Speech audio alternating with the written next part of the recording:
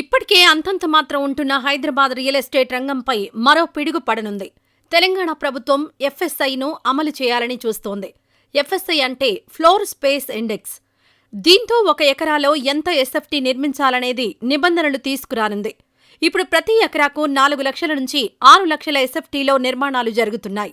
ముఖ్యంగా west zone పరిధిలో జరుగుతున్న నిర్మాణాల్లో 4 నుంచి 6 లక్షల ఎస్ఎఫ్టీలో ఫ్లాట్స్ నిర్మిస్తున్నారు. గచ్చిబౌలి ఫైనాన్షియల్ డిస్టిక్లో 1,00,00,000 ఫ్లాట్ దొరుకుతుంది. హైదరాబాద్లోని ఇతర ప్రాంతాల్లో 60 నుంచి 70 లక్షల వరకు ఫ్లాట్లు దొరుకుతున్నాయి. అయితే ఈ ఎఫ్ఎస్ఐ అమల్లోకొస్తే ఫ్లాట్ల ధరలు మాత్రం అమాంతం పెరగనున్నాయి. ఇప్పటికే హెచ్ఎండిఏ పరిధిని విస్తరించే దిశగా తెలంగాణ ప్రభుత్వం అడుగులు వేస్తోంది. తాజా ప్రతిపాదనల ప్రకారం ప్రస్తుతం ఉన్న 7,257 చదరపు కిలోమీటర్ల పరిధిని 13,000 చదరపు కిలోమీటర్లకు పెంచే అవకాశాలు కనిపిస్తున్నాయి. ఈ నిర్ణయంతో 4 కొత్త జిల్లాలు, 32 మండలాలు హెచ్ఎండిఏలో చేరనుండగా నగరాభివృద్ధి మరింత వేగంగా జరగనుంది. RRR రీజనల్ రింగ్ రోడ్ పక్కన 5 కిలోమీటర్ల వరకు పరిధిని విస్తరించడమే తాజా ప్రణాళికలో ప్రధాన అంశం. ఈ నిర్ణయంతో నగర శివారు ప్రాంతాల్లో రియల్ ఎస్టేట్ డిమాండ్ భారీగా పెరగనుంది.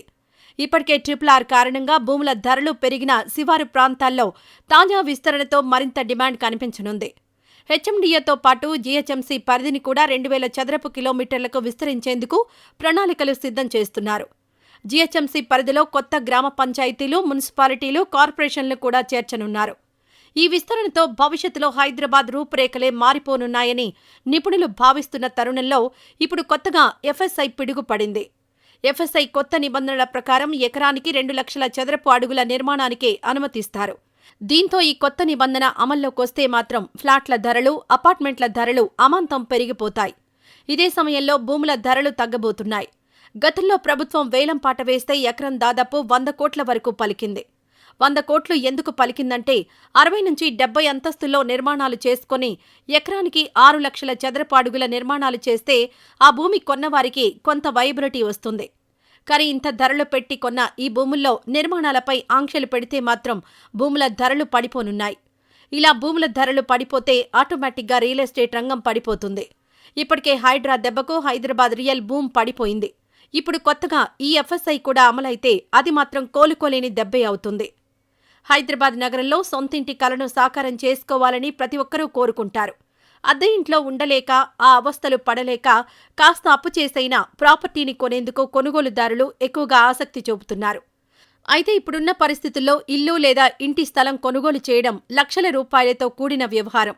దీంతో హైదరాబాద్ చుట్టుపక్కల ఎక్కడ తక్కువ ధరకు భూమి దొరుకుతుంది, ఎక్కడ పెట్టుబడి పెడితే ఆ సొమ్ము మంచి రిటర్న్స్ వస్తాయని ప్రజలు ఆలోచిస్తున్నారు.